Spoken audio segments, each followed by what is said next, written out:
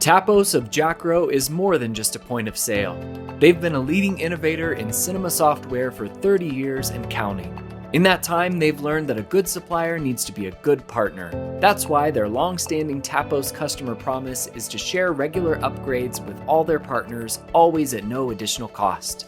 Discover why hundreds of cinemas, circuits, and family entertainment centers around the world trust Tapos for seamless ticketing, sophisticated food and beverage features, inbuilt customer relationship management, and much more. During CinemaCon 2026, come see the Tapos team at booth 821 in the Julius Ballroom, or book a demo at any time via the link at taposapp.com. I think most exhibitors feel the same way. If someone has a bad time in a cinema, whether it's yours or not, it's not a good thing. And I think generally we share best practices, whether it's at trade shows or just through personal connections, and we all get better as a consequence.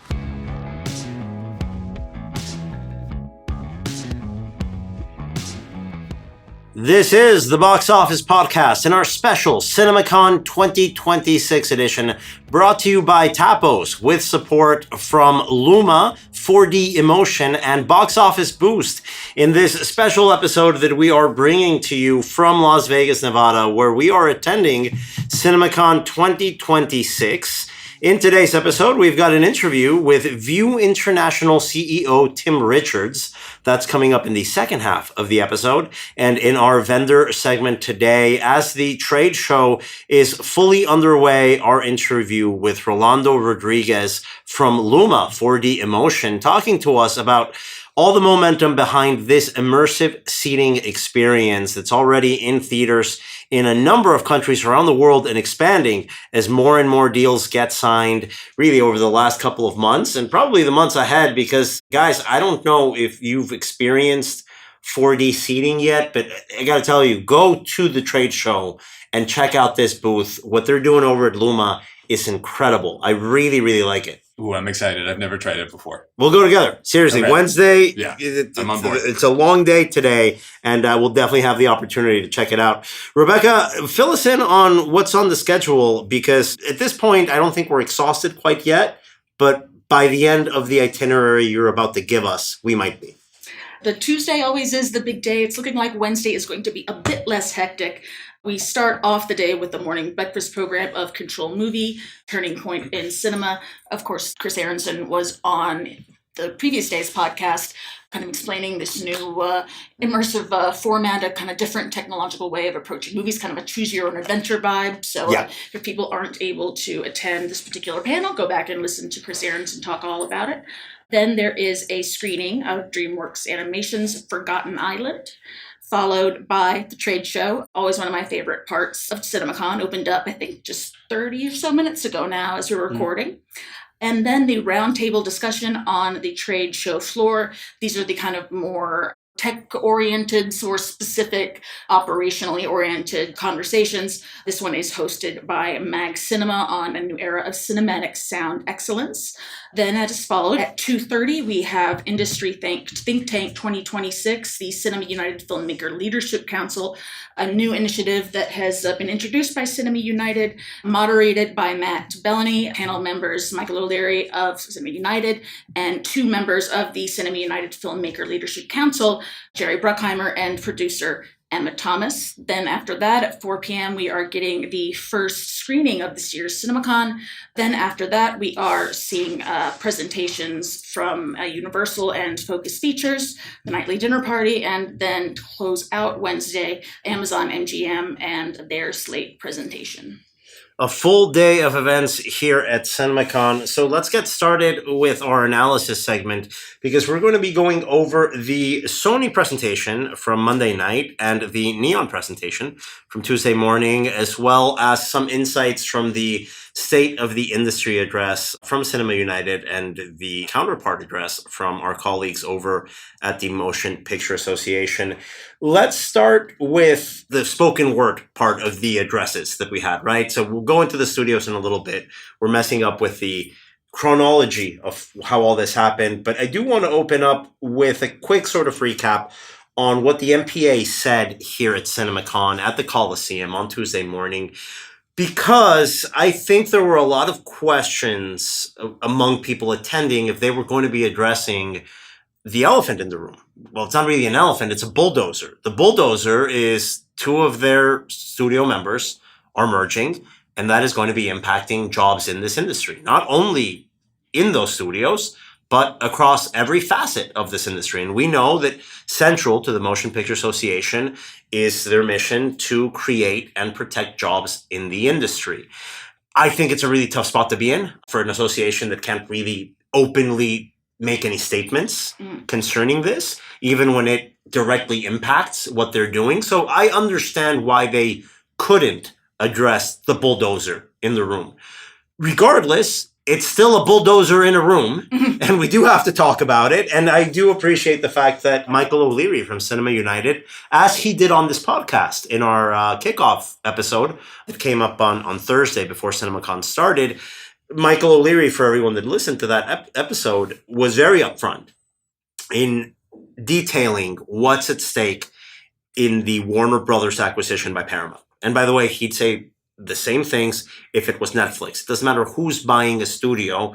If there's studio consolidation, it's going to negatively impact exhibition, if not the industry at large. And what I really liked about O'Leary's address is that he went head on. He didn't pull any punches. And he had, I think, a really good quote addressing what Cinema United's stance is on this. Quote, "Further concentrating marketplace power in the hands of a smaller group of distributors that dictate the terms, windows, scheduling, screen placement of movies, and access to historic film catalogs will have a real and lasting impact on Main Street and millions of movie fans around the world." And that's exactly right for Michael O'Leary. And again, the interview we had on this podcast on the Thursday before CinemaCon was great because he detailed on how this isn't just a jobs play, it's a catalog play as well. The catalog's at risk. It's not just opening weekend having fewer titles. You're going to have less choice and flexibility in programming off-peak and having anything from repertory to old vault classics available to you in your screens. I really appreciated the fact that he was able to go out there and forcefully make these points. Yeah, especially since, after Disney made their acquisition of 20th Century Fox, we saw, just for my own self, as someone who is a big fan of rep cinema and screenings, the Fox back catalog in terms of their theatrical presence is very limited. Yeah, I think is a fair way to say it. Yeah, it's tougher and tougher to get access when it's fewer players owning these catalogs. So I think he was absolutely on point in his address. He also had a couple of other points that I think are good news. Battles won. If you remember, the big takeaway from CinemaCon 2025 was a united call for a 45-day minimum exclusivity window. There was only one holdout among the major studios. That was Universal. They reversed course earlier this quarter, it feels like. No, it was, I think, in March that basically Donald Langley went out to the New York Times and said, hey, guys, we're going to a 45-day minimum window, and we're going to be expanding that window on further. I think addressing this, O'Leary had a really good insight saying that the average theatrical window for the top 100 movies in the US was 37 days. And that was a 3-day increase over 2024. So this is in 2025, top 100 movies in release in the US had an average of 37 days exclusivity, up from 34-day exclusivity in 2024.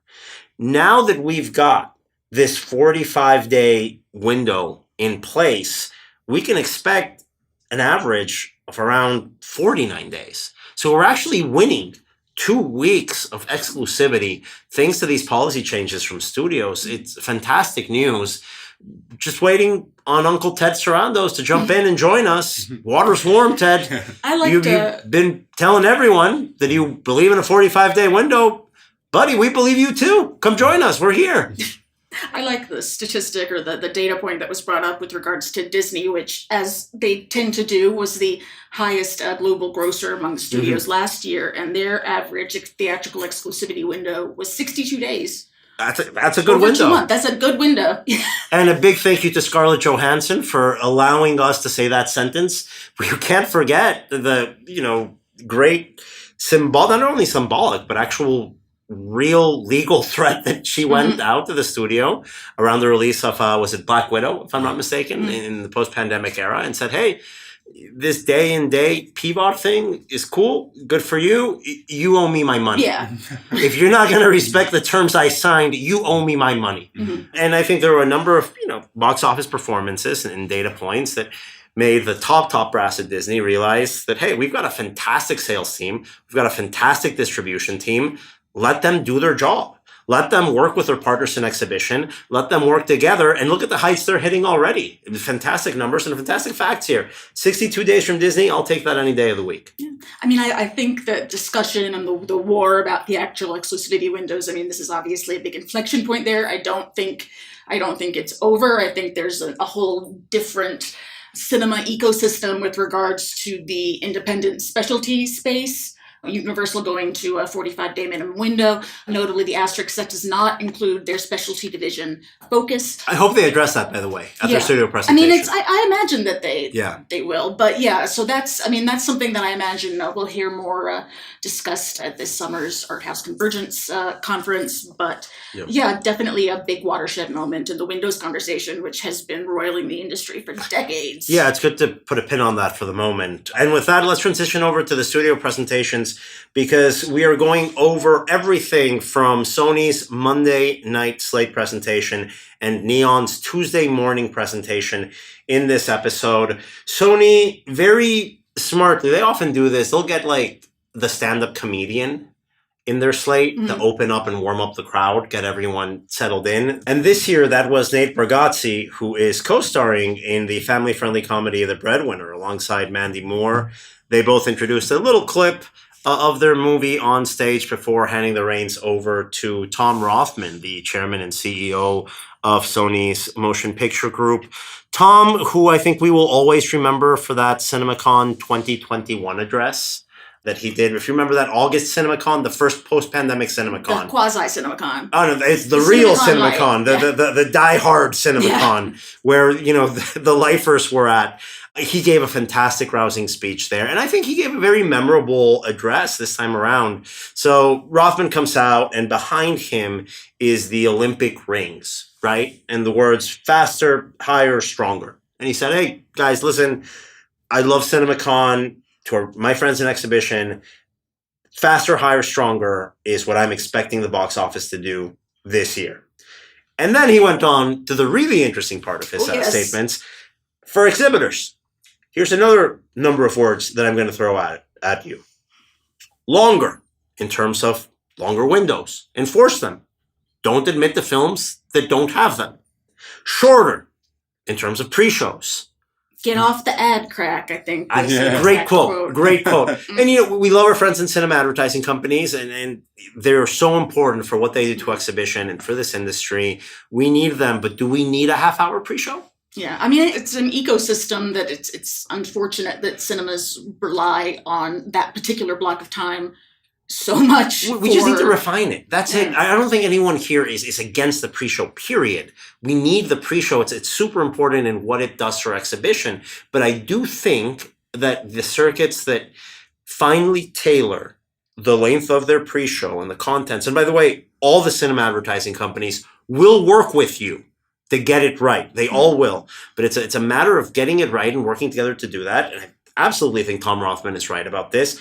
Get that pre-show to be shorter, because your audience is... You're training people to just show up late.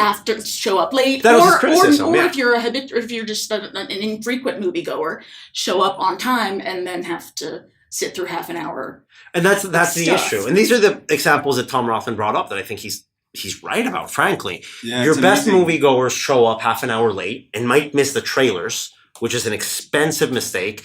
And your moviegoers, your infrequent ones, the ones that come once a year, they'll show up on time and will sit through 30 minutes of streaming commercials and car insurance commercials before the movie starts. And you're just alienating both ends. Not everyone's doing it, but we need nobody to do that. We need everyone to get on board with this. I can support that. Yeah, it's amazing to see how much the movie culture has changed. Just went to a movie in Brazil recently, and the movie started at the time the movie starts. Like, no trailers. Like, the trailers are before the start Before time. the event, yeah. And I like, my mind couldn't process it. I'm like, no, but when, I have to show up on time? Yeah, it's always interesting for me to hear how different countries tackle these topics. And I think that's a good example of just because it happens in the United States doesn't mean that it's the way we should keep on doing things.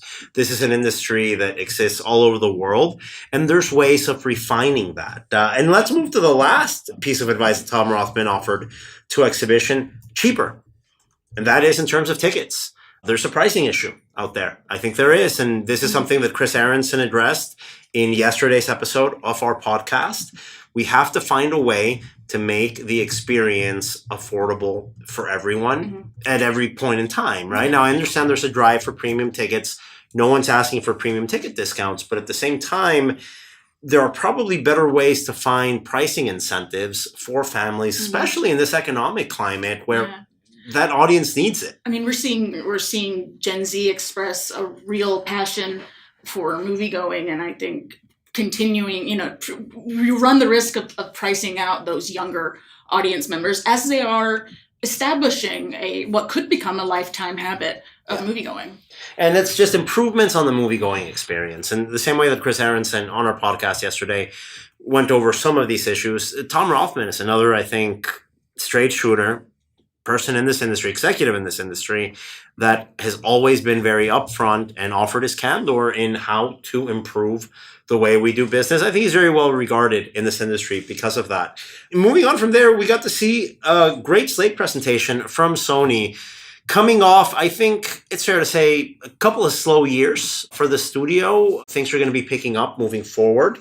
Of course, that's going to start on Hyperdrive this July with Spider-Man Brand New Day, which premiered the most watched trailer online of all time, with over 1 billion views in less than 1 week. We got to take an early look at 2 poster designs, which are now available out in the public. Quick clip. I saw the trailer again. I don't think there's anything new or notable, but I will go to our Spider-Man expert here. Diogo, did this meet your expectations, and what did we discover from the CinemaCon Spider-Man presentation? Yeah, I was kind of assuming we'd see an early clip from the movie, and they chose one that expanded more on what we saw in that trailer. The Spidey crew hanging out in a party section of it. And they really focused on the emotion of this movie. Yeah, they made a point of how this was going to be the most emotional, most adult Spider-Man or hologram Tom Holland. My goodness. Because that's what happened. There's a hologram of Tom Holland introduced the clip. I'll be honest, in what we saw very little. There's not much to say here. I mean, my main takeaway was what Universal has taken the New York bodega / deli. You can buy mini kegs. No, that's seating. Yeah, I don't. But I don't aside, buy that. I mean, I'm gonna have the very New York specific accuracy complaints. My complaint here is if I'm going to sit through a Spider-Man movie, the last Spider-Man movie I want to sit through is mopey, sad Peter Parker. That's not the movie I want to watch. Yeah, it's funny that they're going in that direction. In both Spider-Man presentations, they talked about how these movies will be emotional. And it is a superhero that's known for his lightheartedness and his quips and his fun. Yeah. So let's see if we don't verge into Spider-Man 3 emo territory with this as well. There's a risk. I think there's nothing negative to say about Spider-Man Brand New Day coming out on July 31st. It's going to be a massive movie. It looks so fun. Yeah, it's going to be one of the highest grossers of the year. We know that. But in terms of the movie itself, outside of its box office potential, I think it's going to fulfill what exhibitors want. Is it going to fulfill what moviegoers want? And again, I'm not sure that mopey, sad Spider-Man is the best way to reintroduce this character. But we'll find out. Come July, all our questions will be answered because none were really answered at CinemaCon 2026. While we're talking about Spider-Man, let's just move forward in the presentation a little bit before we go back to other titles. Because you spoke about Spider-Man Beyond the Spider-Verse, a movie that's not coming out until June 18, 2027, but it was spoken in a way that was very similar to the way that Tom Holland was speaking about Spider-Man Brand New Day, in that, as you were noting, Diogo, it's a very emotional closing chapter to something, but there's a difference here in that Spider-Man Brand New Day is restarting the character in the live-action universe, while Beyond the Spider-Verse is closing a very specific trilogy. From what we saw in the footage, we'll go into a little bit, but what we discovered at CinemaCon is that this movie is going to be presented in a 1:3 aspect ratio, meaning it is formatted for the first time ever specifically for PLF, which is great for the movie-going experience, not great when you buy the DVD or 4K, as I often do, and have a very squished image at home. I don't like that. That's on you for not having a home theater setup. Yeah. Full-on screening room just for you. I spend the it at the projector, movies. all that Yeah, stuff. no, Time I'm to not gonna upgrade. do that now. Rebecca, what did you think of the footage? Yeah, the footage was good. It looks like it's starting up basically exactly where the second film in the Spider-Verse franchise ended, with Miles stuck in an alternate universe and meeting his alternate self, who has been down a different road and is maybe a bit more jaded. Yeah, I mean, I'm just excited to see all of these various Spider-Men come back. Spider-Pig, the Daniel Kaluuya Spider-Man, all of them. I'm excited to see that it looks like it's going to be done.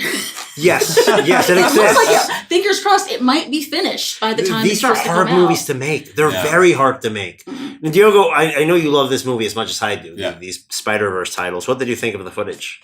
I love Miller and Lord across the board with everything they've made, and this seems like another banger, as they say. Yeah, as the kids say. Yeah, it matches up with everything we've seen before, and I'm happy. I'm very thrilled. Yeah, It's very cool.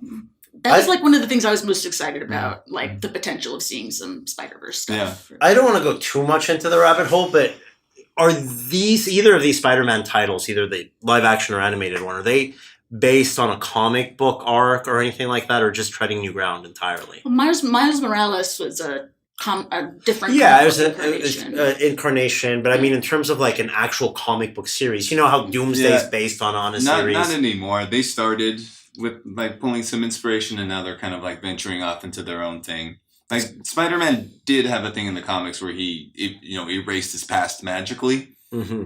Similar, but not quite the same. It was more to erase Peter Parker's marriage to Mary Jane. Something I'm still upset about. Yeah, I don't Yeah. think there's gonna be too many people on the picket line on that. Yeah. But you fight your fight, Diogo. That's Uh-huh. fine. So that's it on the Spider-Man part of the conversation. And now let's talk horror, because there's a couple of horror titles from Sony that look very interesting. Let's start with a franchise that none of us are a fan of, but I think we were all pretty impressed with the trailer we Yeah. saw. I haven't seen a single Insidious movie. We're up to what, 6? Yeah, I think 6 so. Insidii? Insidiouses? Insidious? Yeah, Insidious? Yeah. 6 of them. I believe so. And then Okay. we have Out of the Further coming out on August 26th, the first trailer of that. I mean, it looked like a sort of newer take on the franchise of someone who's able to kind of go into this quote unquote further demon realm, and then demons come back. I'm not super familiar with the franchise, Me neither. honestly, but I'm as always very happy for Lin Shaye. Frankly, I've attended this event, I think 12, 13 years now. I've probably seen CinemaCon presentation of all these Insidious movies. No idea what they're about. No clue. I think they go to the Inside Out from Stranger Things. Pretty much. Except the further. But it looks scary. I think they did their job well. Yeah. I was too scared from the trailer to watch the movie. They might have done it too well. I like demon realm ideas, Mhm. concepts. There I mean, it was looked a cool. good pillow fort bit. That was a good Yeah, it was a Pillow good for bit. it. Yeah, everyone can relate so to that. stressed out. That's coming out in August of this year. Then we also had good first look footage from Resident Evil from director Zach Kreger. He attended the event in person to introduce that footage. And guys, I'm sold. Trailer, I don't know if it's the final trailer, but there was a little like sizzle trailer. Looked great. Yeah. I think that was just the first trailer. Wow, that was the Yeah. trailer debut. It looked fantastic. Yeah, I it's can't anyway, wait. yeah. Mhm. Yeah, I'm excited, and he opened by speaking about his love of the Resident Evil franchise, how he wants to bring that pacing and atmosphere from the game into the movie. And I'm not familiar with the games so much myself, but it seems like the reception was very positive, and the trailer looked great. Yeah, I'm the type of person who would normally, to like get in on a franchise, would have to watch every single movie that came before it to feel justified in it. But I haven't done that with Resident Evil, and I still want to see this just because I like Zach Cregger. Yeah, I think there's so much goodwill around his prior films that people that would not be interested in a Resident Evil movie are interested in a Zach Cregger movie. I think that's us. I think that's this trio right here recording this podcast. And I think a big swath of the population that's tuned into this sort of things are going to give this a shot. So I'm very impressed by what we saw there. Let's go to the literary adaptations that Sony is going to be putting out in theaters this year and next. First, we've got Clara and the Sun coming out in October of this year. Some first look footage. Jenna Ortega plays a robot? A robot friend, a robo friend, a of robo a child. buddy. Like children buy a robo buddy and then they play. Yeah, parents. I guess it's like a very technologically advanced Teddy Ruxpin situation. I like it. I like the throwback call out there as well. But Taika Waititi directing, I think, is good. Good. I think there's a target audience for this that's probably a little bit younger, but we need movies for them. And we also have The Nightingale with both Fanning sisters, Al and Dakota, co-starring in this movie that I believe they also produced. That is scheduled for February 12th, 2027. I know nothing of this book. But it's a book. It's World War II. It's a World War II drama. So okay. I'm guessing not a comedy. I'm hoping. You never know. But that's coming out around Valentine's Day weekend next year. Moving on here, we had an early look in a completely different genre coming out in February 18 of 2028 from Godzilla -1 director. The first English language movie that this guy makes, a Pacific Rim vibe in this title that J.J. Abrams is producing. Grand Gear. Fighting each other. Yes. Bumping each other into things. Yeah. The title is Grand Gear. I don't know if I said that before, but I probably should. Yeah. Yes. It's big robots fighting. Maybe there's some monster. I don't know. But it's big things fighting in an urban setting. There was a big mech and kaiju. Yeah. That's all you need. What else are you expecting from us, guys? Come on, give us a break. That's the movie's coming out in like a year and a half. Yeah. This is all we've got. But it looked cool. What else do you need? What we didn't learn too much from in terms of the video game adaptations coming from Sony is The Legend of Zelda. And I do think that it was underwhelming when it came to this event because I would have loved to have seen footage, something, concept art, like some kind. They've had some images already out. I mean, it's not like this movie is. But we got nothing here. We got a logo that we'd already seen. Yeah, title art was as much as we got. I do think that was a big disappointment of this presentation. That said, I've seen the most enthusiasm and reaction to the Sony CinemaCon presentation from some of the video game adaptations that were announced. Mm-hmm. Fan favorite Bloodborne video game adaptation. People, it was a big deal. Like in the press row, the people wearing cargo shorts went, "Oh!" And here's something that I think is maybe Gen Z is more familiar with than us. I had to look up and remind myself of what CEO exec Sanford Panich said as to who produced this. It's being produced by an extremely popular YouTube star video game player named Jacksepticeye. I just learned how to pronounce Markiplier with iron lung, so I'm not. I'm sorry. This man's stage name is Jacksepticeye. Oh, but I've actually overheard people talking about him he's known by people who are not us. And that's important because we're not going to watch this thing. Let's be honest. Sorry, Sony, but we're just not. We're not that target audience. But the target audience are people that know who Jacksepticeye is and are excited about something called Bloodborne, which is, according to this presentation, haunting cosmic gothic world, R-rated animated feature. Ooh, boy. Okay. Big swings. Woo.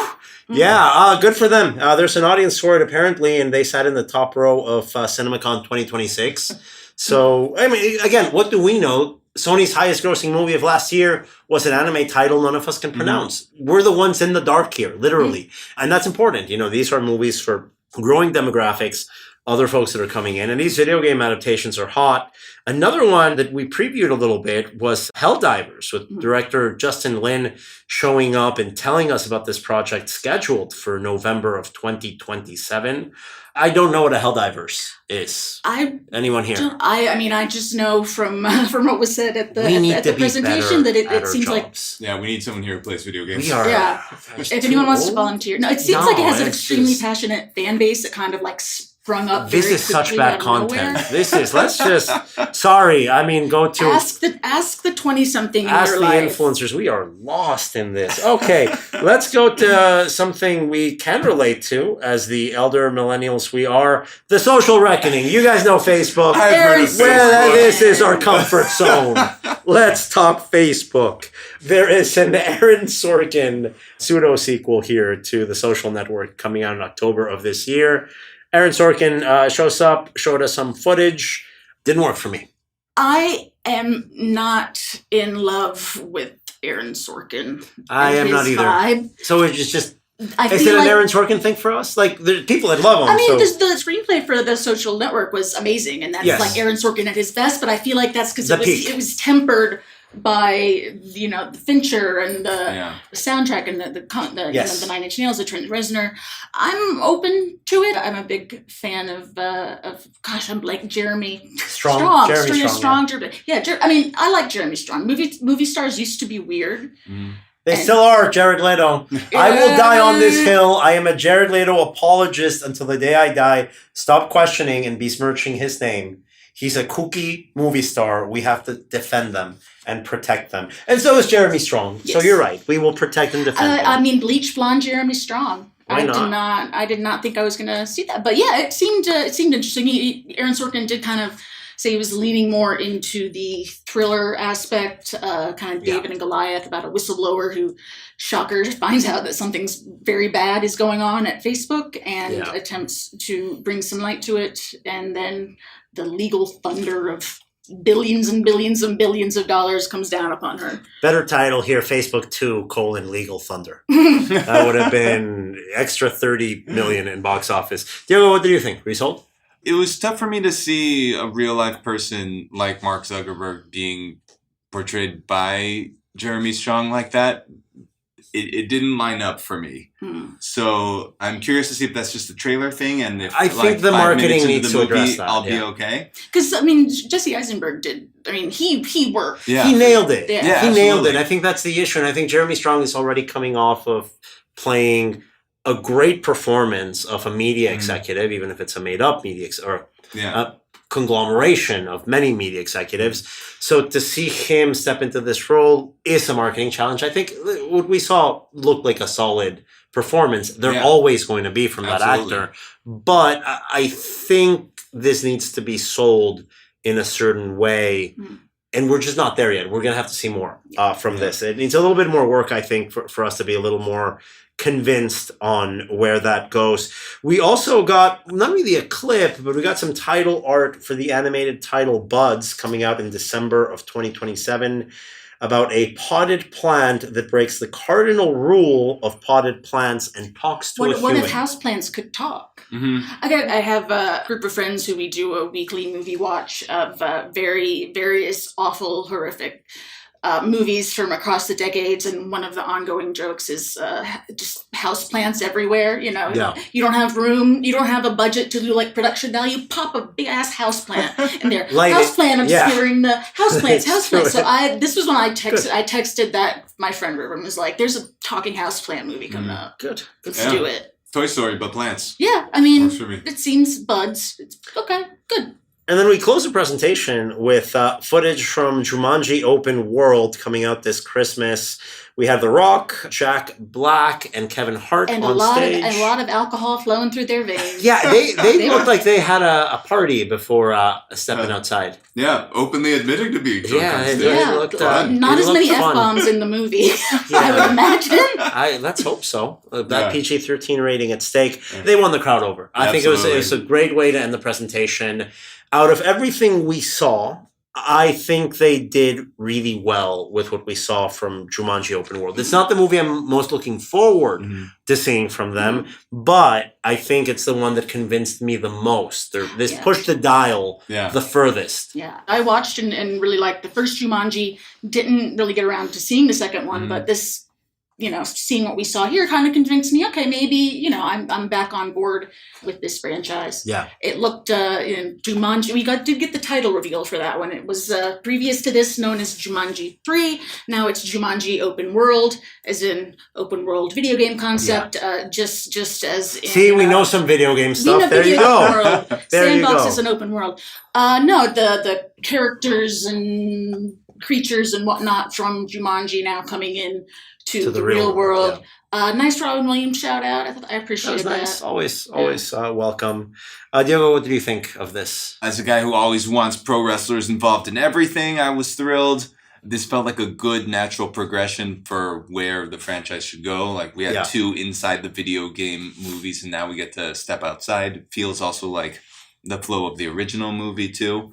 And I'm excited to watch all these actors play 3 different characters, as they were saying. Yeah. I like that, like body swapping as much as possible. I like anytime I can see Jack Black pretending to be a teenage girl. Yeah, it's always good. I'm down. Was he wearing a Minecraft shirt, by the way? It looked kind of Minecrafty. Cross studio, I don't think he would have. I don't think it would have happened.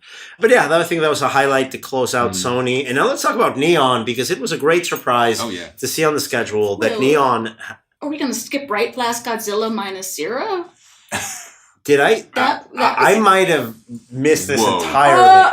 Okay, give me some Godzilla -0, because I forgot this happened. So by the way, I'm nursing like a killer sinus infection here, so you have some grace with me throughout this podcast series. But yes, fill me in on this. From G-Kids brought out director of Godzilla -1, Takashi Yamazaki, who is directing his first English language feature that we heard about in the Sony presentation, Grand Gear. And then today we get some information on Godzilla -0, a nice speech that he gave about how the theatrical experience and being seen and heard and felt on that big screen is what makes Godzilla Godzilla. I really, really liked Godzilla -1. It's just crazy to me. Like, I think initially that was like an event cinema, Fathom Events, and now this one is being filmed for IMAX. I believe the first time that a Japanese title has been filmed specifically for IMAX. We saw some behind-the-scenes footage where there was a really neat jacket, like a filmed in IMAX, but the A for IMAX was this Godzilla silhouette. I want that. Yes. But yeah, and then we saw just a little bit of footage of, oh my gosh, of Godzilla approaching the Statue of Liberty. Oh, that's cool. So Godzilla comes to New York, which it has not worked before. When Matthew Broderick did he tried it. But Americans can't make Godzilla movies. No, though I did like the Jamiroquai music video for the 1998 Godzilla. Was that Roland Emmerich that directed the 98 Godzilla? I think that was, Roland Emmerich. There's a really good tie-in music video with Jamiroquai. Great soundtrack. Underground. Yeah, you remember that. It was like in Brazil at the point. This is Godzilla -0, or Godzilla -0. That was the movie going into CinemaCon that I was most wanting to see any kind of footage of. And somehow I was in an Afrin haze and forgot it entirely. Yeah. But I am looking forward to seeing it based on what you guys are saying. Yeah, just seeing the BTS footage of the director like playing with a giant Godzilla doll to get his shots. I was like, that's heartwarming. That's what I like. Mm-hmm. Now let's go ahead and move to the perfect transition from Godzilla, American independent cinema, with Neon finally taking the stage here at the CinemaCon Coliseum. Great to have them here. If there was something that Alyssa Fedorov, who's distribution executive over at Neon, said that I found very inspirational. She said that they went over at Neon from 6 people at a WeWork to a global distributor that's now presenting on stage at CinemaCon. I love everything they do. I'm a big, big fan of the entire team over there. I think we saw the phrase or heard the phrase 6 consecutive Palme d'Or winners. Like, wow, at least 3 or 4 times. Which, when you've distributed 6 consecutive Palme d'Or winners, you should probably you have the right to bring that up every 30 seconds. And the fact that I think there's always also something to be said in the fact that we saw these guys grow to these heights.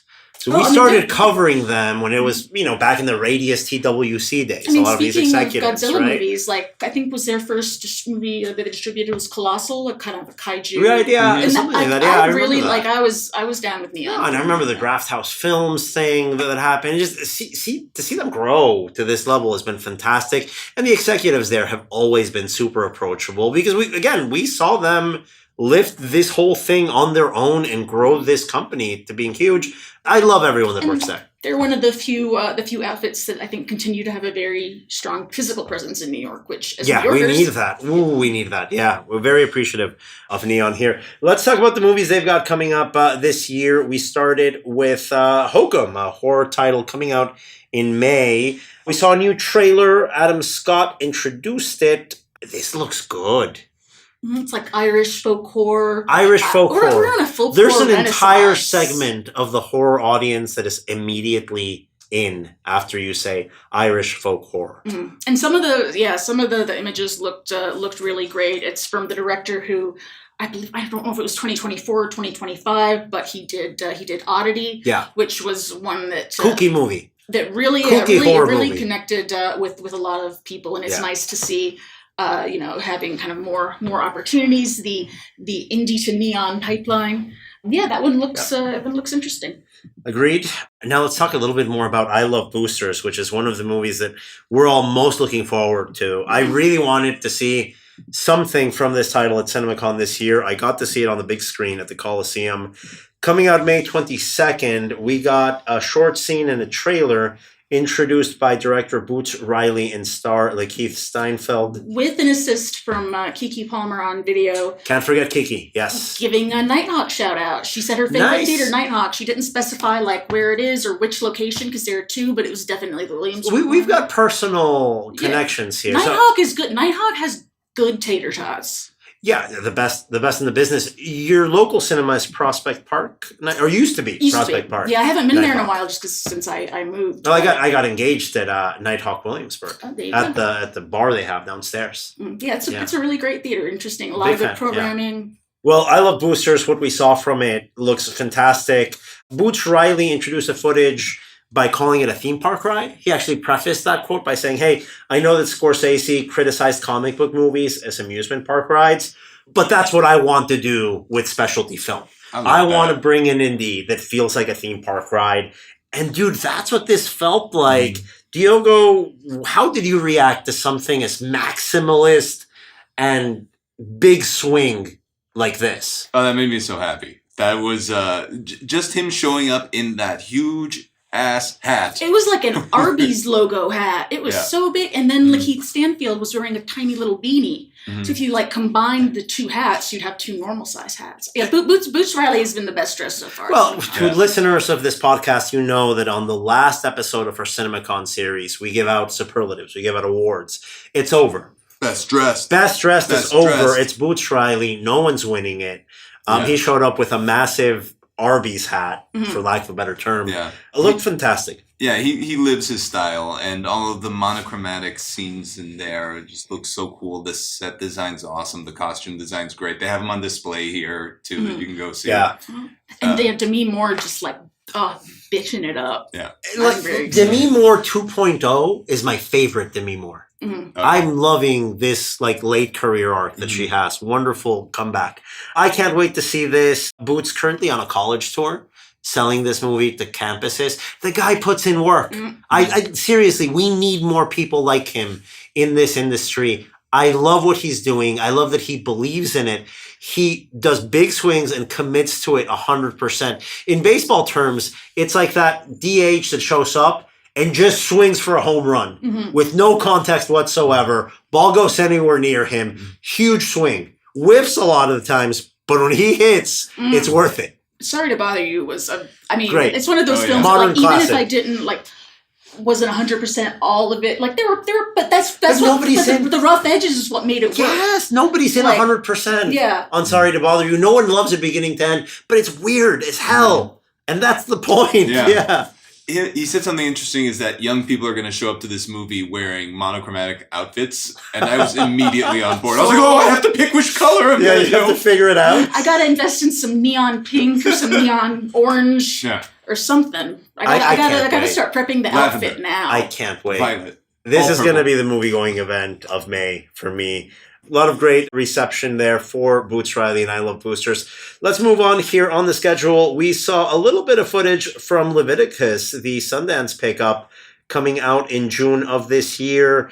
Gay dudes horror? It looked kind of interesting. 3 words? Like Elevated gay dude horror? Is that fine? queer romance involving like there's a monster or an entity that takes the form of the boys in That question. sounds a lot better than like what I just said. shapeshifter or some Yeah. kind of That's good. Yeah, I feel like they can ride a little bit of the heated rivalry wave right now. It's like, hey, if you liked heated rivalry, what if one of the dudes is trying to murder the other dudes as a possessed spirit thing? That's a good way of promoting it. Yeah. Kim, give Diogo a call. That's pretty good. I'm on board. No, yeah, I was into it. I don't know too much in terms of like queer horror film history, but there's just a lot there. There's entire So college classes that are taught in this, Yeah. but this seems like a good entry point to a really interesting like subgenre. Let's keep on going here. We had footage of a Christmas release from Neon called A Place in Hell with Chloe DeMont as director, stars Michelle Williams and Daisy Edgar Jones in a video message introducing a trailer about a high-power attorney about to go on maternity leave and another female attorney coming in to assist her during her leave. Legal thriller type of deal. Mhm. This looked interesting. I can't like pin a label on what this movie is, and that's a good thing, by the way. Yeah, I love the premise of like a maternity horror Yeah, I mean, thriller kind of thing. Not horror, but yeah. I imagine the title, there's got to be a reference to like the Madeleine Albright quote. There's a special place in hell for women who don't support other women. Yeah, Mhm. yeah. And it looks kind of Michelle Williams being the more established attorney.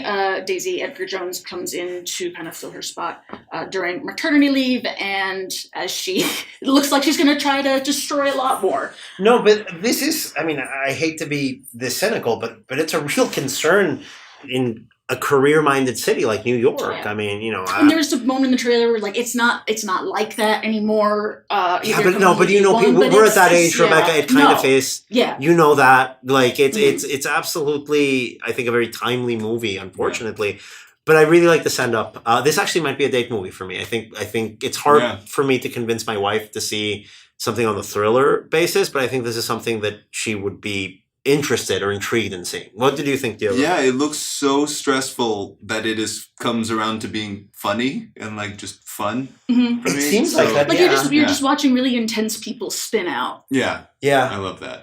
So that's coming out in Christmas of this year. We also got to see a little bit glimpses of the upcoming, what is it? Sci-fi action horror spectacle. Monster Flick. creature. Possibly alien. Feature. Oh, wait, the quote maybe we an got alien. it was a quote pulse-pounding sci-fi action thriller.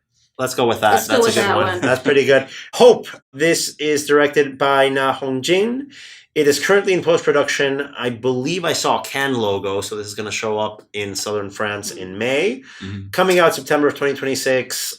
I Looked cool. really liked his previous movie, one of his previous movies, The Wailing, which was Korean exorcism film, another kind of like maximalist, like let's just film like a freaking exorcism ceremony. If I recall correctly, though, it was distributed on Shudder, and I remember like regretting not being able to see it at an actual cinema because it was very majestic in scope. The production design was very good, and it looks the same here. It's kind of takes place in a kind of, I don't know, war-torn city that has been ravaged by ... something.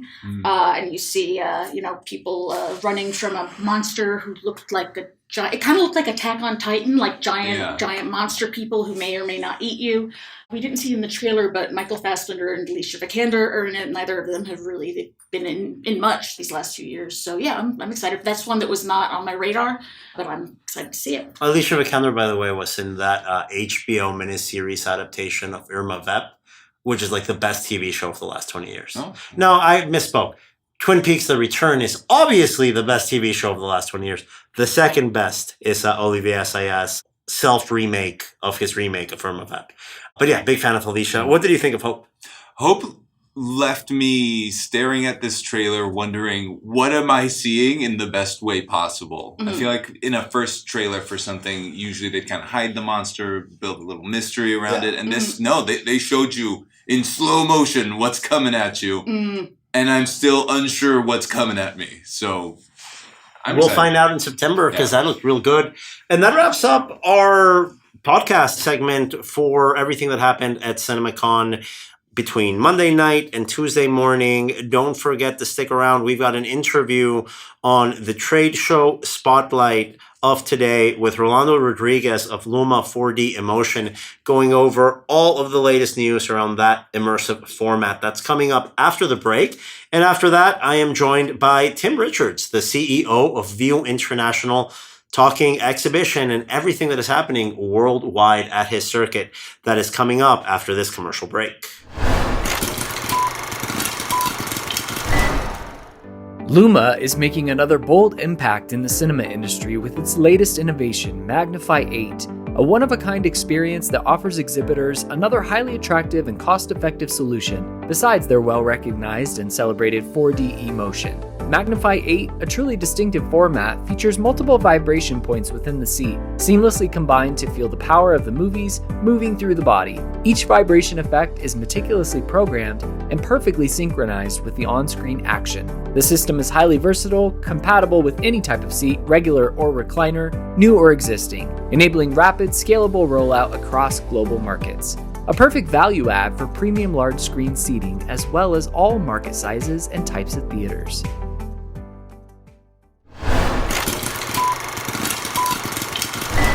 And we are back here on the Box Office Podcast with our guest today, Rolando Rodriguez, a good friend of ours, former chairman of Cinema United, now with Luma, the makers of 4D Emotion and Magnify 8 PLF solutions in the immersive seating and 4D worlds. Rolando, welcome back to the podcast. Daniel, what a pleasure to always be with you. Thank you for having me today. So we are actually sitting here in Buenos Aires, Argentina, where we are currently attending the 10th anniversary celebrations of Luma. Here, 10 years in the cinema space for Luma. A big congratulations. We've seen a lot. We've been to the factory. We've been to the new offices that you guys just debuted in Buenos Aires. And we had that big celebration. What can you tell us about the beginnings of this company now that it's celebrating 10 years in the cinema space? Well, first of all, thank you for being here. This is obviously an exciting place to be at. I can't think of a better place to celebrate 10 years than in Buenos Aires, where our headquarters is at. But look, it's been an incredible journey for this organization. It's actually 19 years old because we started in the amusement park business and also museums and entertainment centers. But really, 10 years ago, it really brought us to our industry. And that's really the history by these incredible entrepreneurs. You know, there's 5 partners of us in the business, and 4 of them really launched into the theatrical business 10 years ago. And by the way, they created this particular product, our first 4D motion, in a little room, basically after experiencing and seeing a ride in one of the amusement parks. And they started with their technology and working it through and then testing it. And as you saw this week, we actually visited a theater, a Cinépolis theater here in Buenos Aires, where the product has been around for 8 years. Yeah, and it didn't seem like it, by the way. We were at that theater together. I couldn't believe it was an 8-year-old install because it looked brand new, especially the seats. This is immersive seating after all. You sit down and the seats feel brand new. The technology works perfectly well. That's one of the things that I think sets Luma apart. The way that when you make that initial investment, you really don't have to go in and ask for repairs and ask for maintenance that often. Well, and that's the key, right? That's the great pride. When you think about the partners that really started the company, each one of them brought, an incredible skill set to it. So it starts really with, the CEO of the company, Marcos, who has an enormous amount of experience in engineering. Then you have his brother, Sebastian, who also is not just in the engineering and obviously in the creative and innovative side. He's our COO for the organization. You have obviously Gabriel, who's actually our IT genius and connection into the point of sale systems. And by the way, extremely proud of Antonella who actually handles the synchronization, the artistic aspect, marketing and advertising. And by the way, you finally have me that basically has the industry, a significant industry knowledge and obviously connection and, a lot of strategy that we all bring together. So when you pull this team together, it basically came down to how do we focus on the quality of the experience and the quality of the product, because all of us at heart understand what the needs of exhibitors are and ensuring that when they spend, an investment, when they have an investment, that investment lasts. And it goes to what you were saying.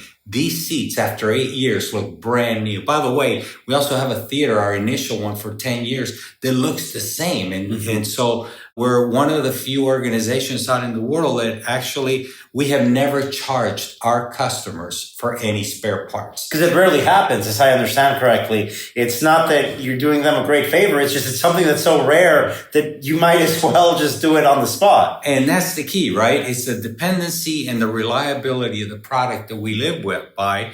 And so, look, obviously products always break down, but we have such incredible belief that it rarely to ever happens. And when it does, we stand behind our product and make sure that our customers obviously never have to pay for those parts. Now, you mentioned a big shout out to the rest of the team here from the Luma family. Started as a family-owned company and really has grown to become now a global provider of immersive seating solutions, over 100 screens, 17 countries and counting. It's really been growing over the past couple of years. Tell me why you decided to come into this venture, because you came out after a number of CEO roles, a number of senior executive roles in this industry, and you saw an opportunity here that called you.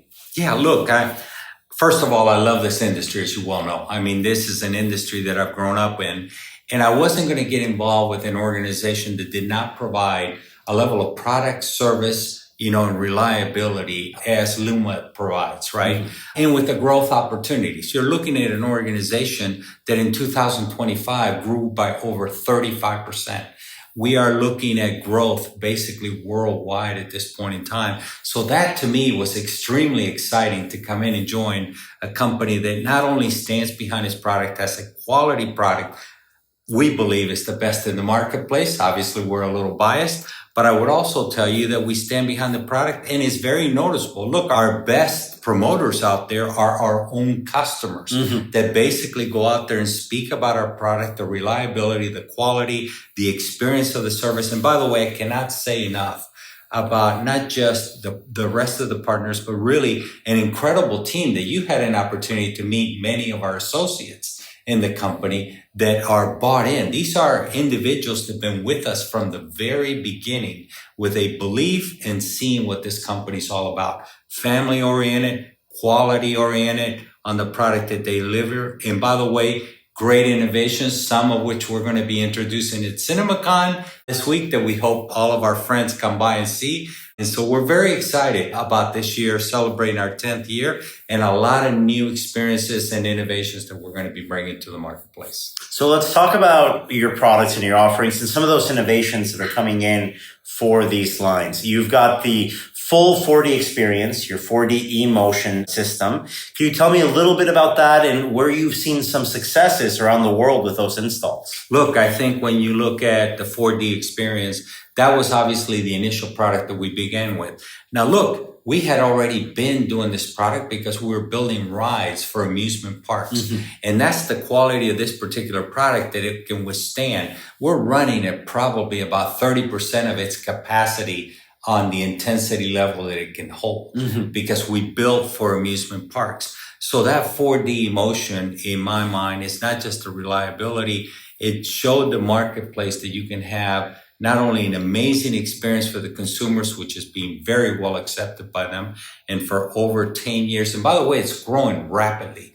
It's become one of the greatest formats that people are seeking. We're now having studios calling us and saying, we want to make sure our film is in 4D motion. And then so 4D was a great start. And then our great entrepreneurs did not stop during COVID. During COVID, they said, okay, what else can we do to introduce another product that gives a variety and a different type of an experience at a different price point for the consumer. And so we introduced the Magnify 8. And so now what we're seeing is many of our customers that are carrying the 4D motion, which provides a full engaging experience, and then the Magnify 8 experience, which, by the way, both of these products engage you with what's going on the screen, but they're different type of products with different type of pricing strategies, where in the same theater, consumers can then decide what's best for their entertainment experience. And I think that's a crucial point right now as we map out the PLF strategy as an industry, because we know that the one-size-fits-all solution rarely works in this industry, and that goes to concessions and F&B strategy, and it also goes to your premium formats. If you've just got one and you charge one premium for that, you might be alienating your viewers. You might be alienating segments of that audience. You give exhibitors the option of saying, hey, you can have the full suite of the 4D experience with a row of seats with different capabilities and motion seating, or you can go with Magnify 8, which isn't as, let's say, immersive as the 4D experience, but still provides a motion seating experience, maybe at a lower premium point for those consumers to not get priced out. Absolutely. And basically, if you look at where the Magnify 8 is working, where many of our customers are using it right now, is in their large screen formats. So they're taking that, PLF experience to the next level. And so they're choosing about anywhere between 40 and 50 seats in the middle of the auditorium to introduce, the Magnify 8. And it's now elevated, which, by the way, is wonderful, because PLFs, we need to continue to obviously add to it. How do we continue to provide to the consumer that's seeking that premium format with additional bells and whistles that the consumer's looking for? And so it's been very successful in the large screen formats. But by the way, we're now having customers that is so successful that are putting full auditoriums of Magnify 8 and actually distinguishing themselves as a Magnify 8. So look, we have two products, two different options. We have customers, by the way, like Ocine out of Spain, that's actually putting dual auditoriums of 4D motion. That is really phenomenal. And we also have customers in Central and South America that are putting dual auditoriums of Magnify 8. So again, it depends on, we have the ability to cater to whatever that consumer is in that particular marketplace to service them.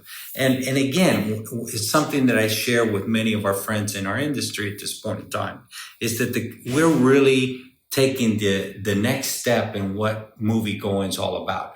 And if you think about it, we're now replicating that experience of amusement parks into the theater itself, right? They're giving them multiple options of how to view a movie, which, by the way, which way to see a movie is a great premium experience, but you have different components that the consumers are looking for. And for the operator, I think it's really important because, of course, understandably, to get the full suite of the 4D motion experience, you need to put in the row of seats. You need to go in and you need to install it properly, take the time for that. Now, not every operator has that freedom, and not every operator is looking to replace a whole row of seats. How can they join in this premium format revolution? And the Magnify 8 exists as that solution because it doesn't take a big install to get Magnify 8 into your theaters, right? No, absolutely. And that's the beauty of the Magnify 8 is one of the components is the flexibility of that product. We can actually introduce it into, by the way, any type of seat. It could be a recliner seat or a regular seat. And if it has enough padding in it, we can actually insert it into the existing seat as one way. So you can go either under the seat or on top of the seat, and you don't have to replace the seat at all. Well, exactly. And the top of the seat is we actually make a specialized cover with it. And so a lot of our customers that pretty much have worn out seats at this point in time, when we introduce this very fitted product on top of that seat, it's a brand new seat, which, by the way, is providing them for their customers with an experience that they can actually charge an additional price, and they're achieving return on investments, by the way, that are significantly very high. In fact, in our Magnify 8, those return on investments are being achieved anywhere between 3 and 7 months. That's how quickly it is. So within a year, you get that ROI back.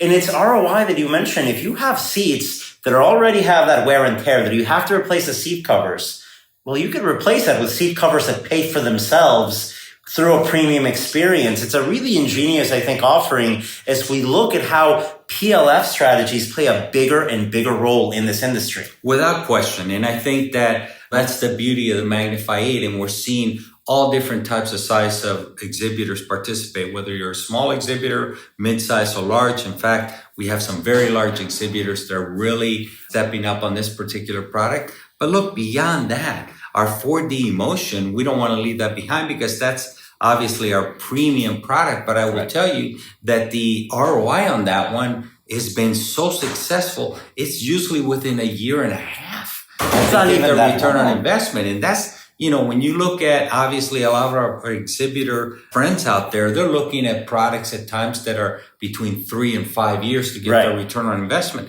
Here you have a premium experience that the consumers are looking for. And, worst case scenario, you're looking at 2 years. Yeah. But it's hitting right at that sweet spot of somewhere around 1.5 years to get your return on investment. Yeah, I think it's a fascinating way that we're looking at price sensitivity and price elasticity when it comes to the consumer. Where can I make sure that I get my most loyal moviegoers to pay the premium that they're demanding to pay? Because many times these are the auditoriums that sell out first in the pre-sales. And in other communities, how can I make sure that every audience member can afford a premium experience within my cinema? I love that you guys hit both those aspects. Now, we just spoke about 2025 being a year where Luma grew by 34%, which is a fantastic mark.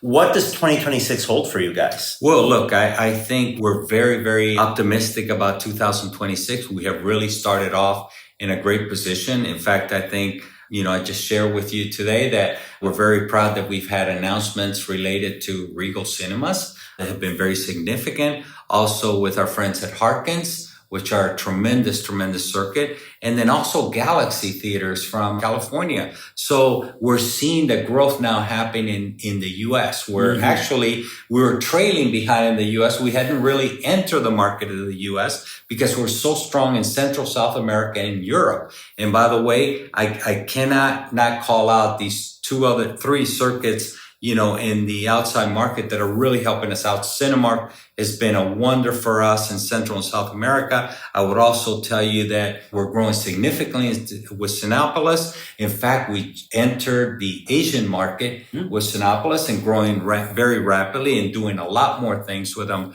worldwide. And then, of course, Ocine, who has been, here is a company that did the study, looked at all of our competing products out in the marketplace, and they decided to go with us. And they're here celebrating with us because of what they've seen the product do. In fact, they're one of the ones that are installing 2 theaters of 4D motion in their theaters because they're seeing the success, and up to 140 seats in each theater on the 4D motion. So look, we have, and I know I'm leaving a lot of great partners that I haven't mentioned, but I got to tell you, we're very excited about our growth opportunities. It's my hope, and again, I'm crossing my fingers, that we will easily blow by that 35% increase in 2025. And so we're very optimistic about 2026. And you'll be hearing a lot more as people come by our booth to visit us at CinemaCon to actually see not just these new creative products that we're introducing, but obviously hear a little bit more about our growth this year and what we've already accomplished, and we'll be about a third of the year in. I'm excited to see all those new announcements, all those new partnerships that you're working with. Hopefully you can get a couple more here in Las Vegas this week. I can forecast there will be some successful announcements based on that in the future. Well, look, I think that, it's all about, we keep saying, in fact, we've had several of the European companies that we're still working and about to close, and we may be announcing them during CinemaCon here this week, but they came actually as the success with our existing customers. By the way, I failed to mention Caribbean Theaters that actually is here with us this week, and they just love us, and Multicines out of Ecuador. Again, we got so many great partners that are helping us grow. And by the way, they're our reference points. They're actually the ones out there talking to other exhibitors when they call them and say, what's your, how's the success rate? What is the product? How's it connecting with the consumers first and foremost? Look, I'm an exhibitor at heart. I've built my career being an exhibitor. And so I understand the importance, especially at this time, about attendance. and at the same time growing the revenue base and profitability. We can't just raise prices without adding additional, value to the consumer.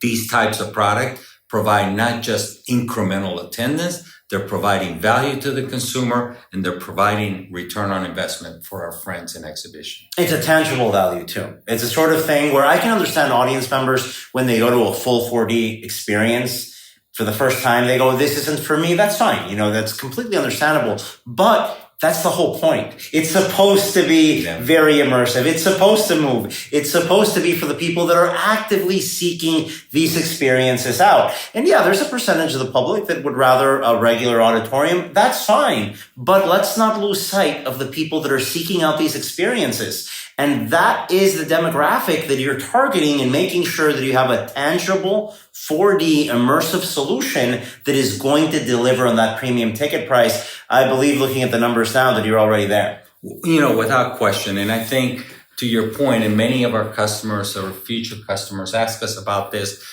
who is the customer, number one? And number two, how many films are coming out to actually be in these two formats? Well, in 2026, we're already at 85 films. And that's crucial, right? You need fresh content. More than a release a week is the average you have in your system. And that's very, very important, because if you're here saying we've got 3 or 4 movies, period, right? Yeah. It's not a viable product. With 82, that's, I wish major studios would give us something like that. I don't know what the latest Paramount Skydance promises is. Maybe that's the one they're giving us in 2035. But that's a great sort of clip of releases that you guys are putting out. Well, look, 85 titles, right? And that doesn't even count the retro titles that actually come out. So when as you just pointed out, it's well over 1 per week. And that's why a lot of our customers are putting multiple of these systems in their theaters, because it's, number one, successful. The consumers are seeking it out. And again, there's enough of this product. Now, who's the customer?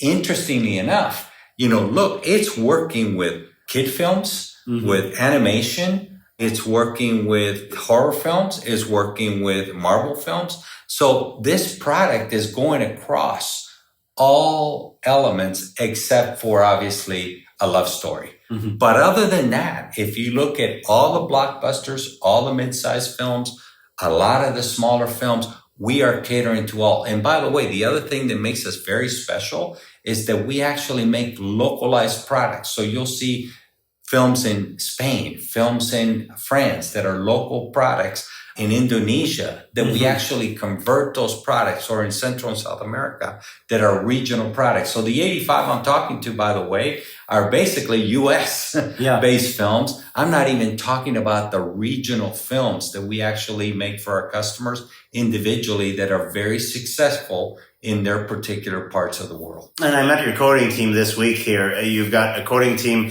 in Los Angeles working directly with the studios to make sure this is a filmmaker and studio approved method that you're working on these products. You have a whole other team here also working on these productions. I think that's super important as we sort of consider this. Well, and I'm glad you got to see not just our factory here in Buenos Aires, but we also have a factory in Uruguay, by the way. And you saw our brand new office that we just opened up for additional synchronization. So as we grow, we want to make sure that our service never fails. And you're going to be seeing additional growth in other parts of the world, because we want to make sure that we can get the product as quickly as possible into the theaters for our customers, and obviously keep the quality of our service and delivery as their high expectations should have. Well, thank you so much for your time, Rolando. Well, listen, Daniel, it's always a pleasure to be with you. I'm looking forward to seeing everybody at CinemaCon, and please stop in and see us. We're going to be in the Gustus room, and so please stop in and say hello. We have a great story to tell. Thank you so much. That's Rolando Rodriguez from Luma here on the Box Office Podcast. Imagine a world where your cinema's digital experience is as unforgettable as the movies you show. At Box Office, we strive to make that world a reality. We offer innovative solutions like custom-built websites, mobile apps, and user-friendly ticketing pages, crafted to meet the unique needs of cinemas. It's all about enhancing customer loyalty and making booking a breeze. Take your cinemas online experience to the next level with Boost. Contact us today at sales@boxoffice.com to learn more.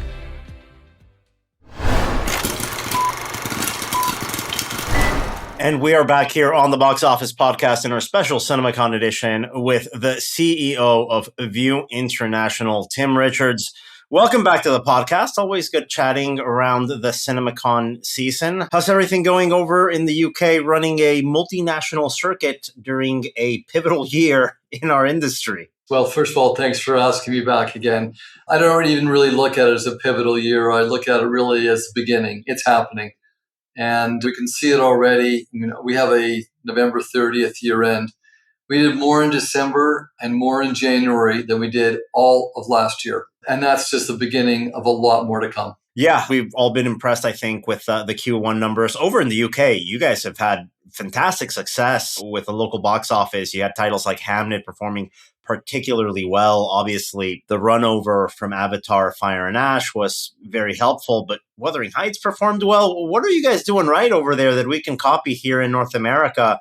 Because the UK box office has really been on an impressive clip. Well, I think, part of it's infrastructure, and I think the industry generally, and I say this kind of globally, since the strikes have ended, and it's not been that long ago, but since the strikes ended and we really started to hit the ground running, I think the industry worldwide, for the first time in 5 years, had an opportunity to really get back to business again and back to what we're good at, to innovating, testing, trialing, and investing. And it's still tough for everyone, but it's been getting better and better and better. Well, let's talk about that investment, because it's something that I'm very happy to see mostly across the board from a lot of multinationals, a lot of mid-sized players in specific countries as well. It looks like everyone is making sure that the cinemas that remain open in their circuits are the best possible sites for moviegoers. And that's extremely encouraging. From your perspective, because you began renovating well before the pandemic. I remember when you started the reseeding efforts across the entire circuit in the mid-2010s. At this point, you're now launching your own private PLF format. You've got obviously laser projection coming in. The concession stands that you guys operate at View are like nothing I've seen. It's really, really impressive. Can you go into that strategy of why it's crucial for exhibitors today to invest back in their circuit? Well, I think it's not just invest. It's the innovations that are really important too. Look, it's not just us. I'm constantly blown away by what others are doing. And we are in an industry that shares best practices because, and I think most exhibitors feel the same way. If someone has a bad time in a cinema, whether it's yours or not, it's not a good thing. And I think generally we share best practices, whether it's at trade shows or just through personal connections. And we all get better as a consequence. But for us, we really just got back to basics. We looked at seats, sight, and sound. And that was our goal. And then on the side one, we were obsessed with getting rid of lineups, getting rid of queuing. Because every time you've got a queue or a long queue, that's a lost opportunity. Whether it's concession spend or whether it's just somebody who doesn't want to wait for that long to watch a movie and you lose them, or they don't come back as frequently. So that was our goal. So on the seating, we've been committed to leather recliner seats, and leather look better, they last longer, and they're more comfortable. And I think that for us was kind of high in the agenda. In the last 18 months, we've rolled out close to 40,000 of them, and we're still going as fast as we can.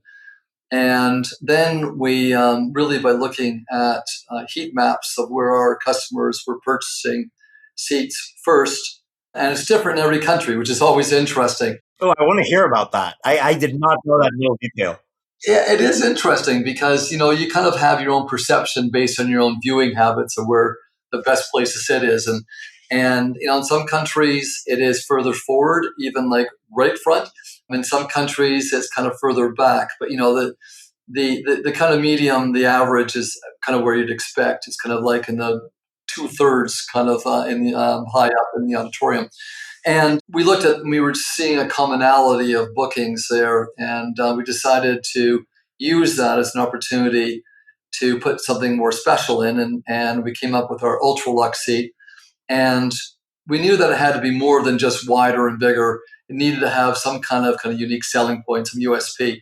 So we installed a champagne and wine cooler and into the seats, and helps concession sales, and it's also a speaking point because it's, I don't think anyone else has ever done that before. And just for we threw in a blanket and a cushion pillow as well, just to make it a little more comfortable. And they've been gangbusters. I mean, they've been kind of the first go-to seat for our customers. And on the PLF side, we realized that we were behind on PLFs, and we had a really hard time over the years trying to understand the economics. And the economics are very simple when you bring a third party into an ecosystem who also wants his piece of the action. And that's tough. And we scrutinized it, could never make sense of it. And we spent a good part of 24 meeting with absolutely everybody, and we just couldn't get there. So we decided to take it the hard way and start with a new brand. And we looked around, and it happened. It all started at CinemaCon. The guys at Barco have been pleading with me to come and see their new laser projector. And I just had one of those CinemaCons. It was like breakfast, lunch, dinner, and meetings in between. And I just didn't have time. And I was running after I think it was the Disney presentation on the Thursday. And I was literally going to miss my flight back to London. And they were very nicely positioned right next to the escalator down. And I said, okay, 2 minutes. And I ran in, and I just was so completely blown away by their HDR Barco with light steering. And I almost missed my flight. I mean, I literally almost missed my flight. I knew we had to have it because it just was something that hadn't seen something like that before.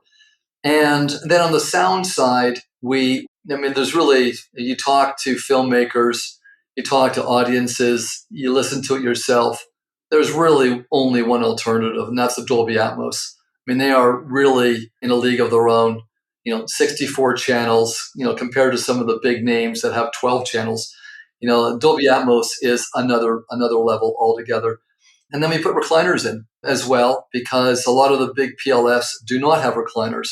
So that combination has been fantastic. And you may have seen Forbes magazine did a comprehensive test on all the PLFs, and we were rated #1. And Dolby, quite justifiably, because I think they've got an incredible product with their Dolby Vision, their Dolby Atmos, they came #2. And I will say it was a close #2. IMAX were well down the line at 4. And that is not subjective. It is looking at it with measurements, whether it be color gamuts or lumens, whatever it might be. Technically, it's not even close. It's great to see that momentum, and it's a reflection on the innovations that you spoke about a second ago, why it's important to look at the ecosystem and make sure you do the sort of deals and investments that work for your circuit. Don't feel cornered into making a decision that you might regret 5, 7, 8 years down the line. Do a decision that's going to work out for the next 10 years. And that's what that investment in Epic by View is. And I've seen you guys opening these sites left and right across Europe. What have been the early results from moviegoers so far? Well, we're now outgrossing some of the big brand names almost everywhere. We will be developing the brand even further. It's hard to launch a new brand, but it is objectively an extraordinary immersive experience, both sight and sound. And the light steering technology that Barco have developed, it's one of those things you need to kick the tires, you need to see it yourself to really understand it. It's not like that brand new Samsung TV you brought home that has a kind of clinical look to it. This is a window in the world. It's just an extraordinary picture. So it's been great. The biggest win that we've had recently is our goal to eliminate lining and queuing. And we had a vision early on where we wanted our customers to go from the proverbial kind of car seat or bus seat directly through to cinema seat without touching their phone, without touching their wallet. And we were slightly ahead of ourselves. And so we ended up, well, because we installed gates that we've got facial recognition in the gates. And it's not active everywhere, but it will be sometime back end of this year. So if you are registered, you just walk right in. But even if you're not registered, it's a really quick tap with your phone and in you get. And we completely got rid of our concession stand. It does not exist anymore. And we are using that for merchandising because that's such a growing part of our business. We're using it for healthy food and protein shakes and protein bars, conventional concession fare. And then we're also using it for kind of small nibbles. I don't believe in in-screen dining, but hot food, hot kind of appetizers, our audiences love. And this is part of that frictionless model that I've heard you guys talk about in the past, where you literally just walk on through, and the connection here is getting you to your seat in front of that screen as simply and as efficiently as possible, whether that's getting the ticket across, getting your concessions. It's really incredible what you guys are doing. Some of the images I've seen of these designs are really, really innovative. Yeah, and it's been really interesting because it is our staff costs have gone down because we're using fewer people, but service levels have always been important to us. And we've been spending a lot of time listening to our customers and doing market analysis on it. And our customers are telling us that they think the service levels have increased. And the reason for that is that we no longer have anybody back of house. They're all front of house helping and interacting with our customers. So it's been really interesting. And the biggest single thing that's happened that caught us off guard a little bit, we were hoping and believing that our concession spend would go up. And it did. It went up very materially. What we were not expecting is the impact it had on our attendance. And that's been the really nice surprise. And the only explanation for it is kind of this halo effect where our customers are not only coming more frequently, but they're telling other people that this is a cool place. It's easy. There's no queues. You go right through. You get what you want when you want to get it. And it's creating primary demand growth, factually, every single one that we've opened up. So we are running as fast as we can to put these in across Europe. That's great to hear. And it's, I think, a reflection of the evolution of the movie-going experience and the moviegoer, I think, in recent decades. We went from, several decades ago when you want to go to the movies, which is we'll pick a movie when we get there. We just want to go. Unfortunately, I think that era is done where you would just show up. You'd agree on a time and you'd agree on a movie by the time you got there. We then transitioned to what movie you want to see, where it was title-driven destinations. So you'd figure out in the local paper where a movie's playing and you'd go to your nearest cinema. Right now, I think what we're going through is the where you want to watch it era. So you are willing to make a longer commute. You're willing to go a little bit out of your way to go to the specific cinema where you want to have that experience. And that's what I'm hearing from you. Those investments that you guys are doing are to make the best seats in your house more unique, more welcoming, to make that concession stand experience easier and more simple to go through. And you're seeing that impact on attendance. Now, another big impact on attendance that I know you guys have been enacting recently has been through your programming, where you've been leveraging the use of AI for a number of years now to make sure that the programming speaks to the people in specific communities. Can you give us a little update on that? Because AI can be such a tired conversation sometimes. Sometimes it's either a doomsday talk or a forever potential talk. You guys are actually doing something with it, and I want to hear about your results.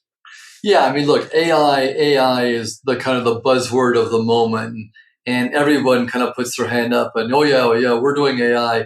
We started it 10 years ago. The kind of interesting, almost sad part is it took us 2 years to develop a model that could probably be done in a week or two now. So we did the heavy lifting many years ago. But, we've got a lot of experience. I look at AI as being absolutely unbelievable tool. It's not something to fear, it's something to embrace. And that's always the approach we've taken. And we've been working right now behind the scenes on taking our AI model and taking it to 2 or 3 levels greater based on the current models that we can. So we're going to have AI popping up in every single area of our business. And it's very close to being there already. Whether it be scheduling or whether it be inventory, you name it, it's there. And that's taking it yet to another level. Now, I know in your career, you not only lived through the multiplex era, you helped expand it internationally. I think the role that you've had in view over the last number of decades has been about getting a modern cinema concept and putting that idea through several key European markets. And I think that's grown spectacularly. One of the things that's changing within that model, though, with decreased film availability from studios, is the number of screens that we see on sites. And here, a big trend in the US, we see some major circuits closing underperforming locations to invest more in their top performers. And we've also seen some renovations where maybe you take over a lease and that 20 screen auditorium you inherited turns into a 12 screen auditorium with different several features or factors or amenities in there. In your opinion, is the 20 plus screen multiplex dead? Is that done? And what's the right number of screens today?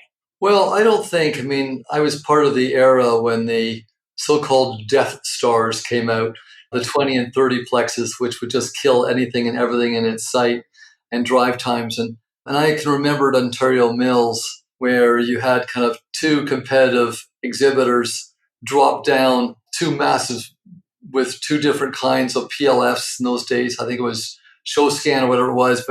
But you know, and that was, for me, was like the lunacy of the time.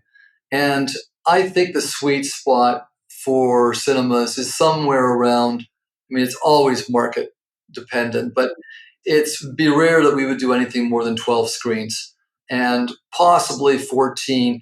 But again, we're seeing a demand now. Our latest cinemas, our new flagship site in Amsterdam, which if anyone wants to see what we're doing, it's there. And that's kind of like pulled in all the different things into one little package.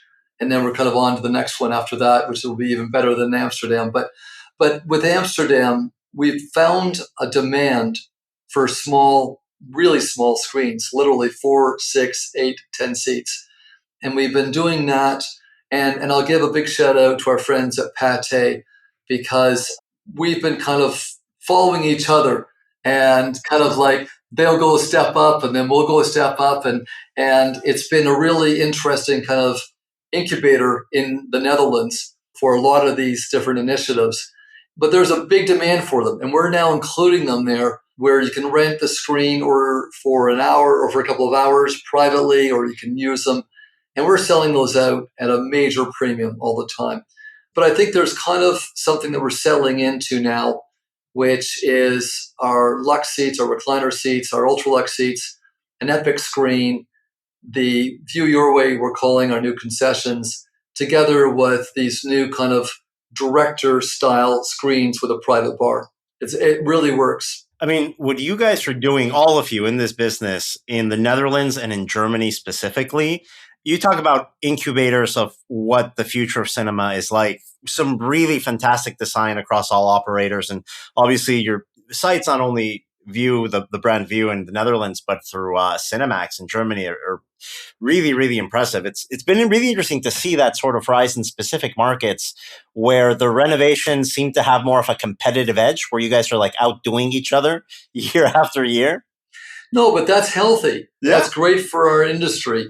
And that's why I love watching what other people are doing. And you know, I look at what's happening in Asia right now. I look at what's happening in Australia and you know, what the guys at Cinepolis are doing in Mexico. And, you know, you look around and everyone's kind of got their own little unique way.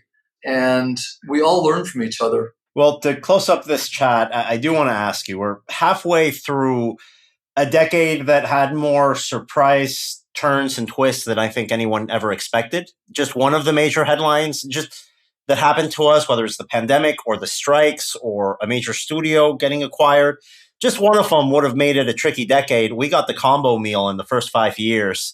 So what do we need to do as an industry, or what do exhibitors need to prepare for in the next 5 years to be really well positioned starting in 2030? What's happened to our industry in the last 5 years, you genuinely would not wish on your worst enemy. I mean, I think that I look at what we all went through, and, from my perspective personally, when you have a singular task, which is save the company for 2 or 3 years, it's tough. It's really, really tough. And that's why when the strikes ended and production started in earnest again in winter or spring of 24, and yes, not until then, I was just so excited to get back into business again. Look, we all love what we do, and we just took 4 years of survival, literally day by day, week by week, and we're here. And I think as an industry, we've proved yet again that we have survived, and that there is a huge market for our big screens worldwide. Well, yeah, I think it's going to be a bright future, even though we've had a bumpy road. But I do think it's going to be for the better of the industry. The big focus that all of you guys have done is not only survive, but improve. I think the cinemas of today are at a significantly better place than they were even when we had record box office years in the late 2010s. And there's more to come.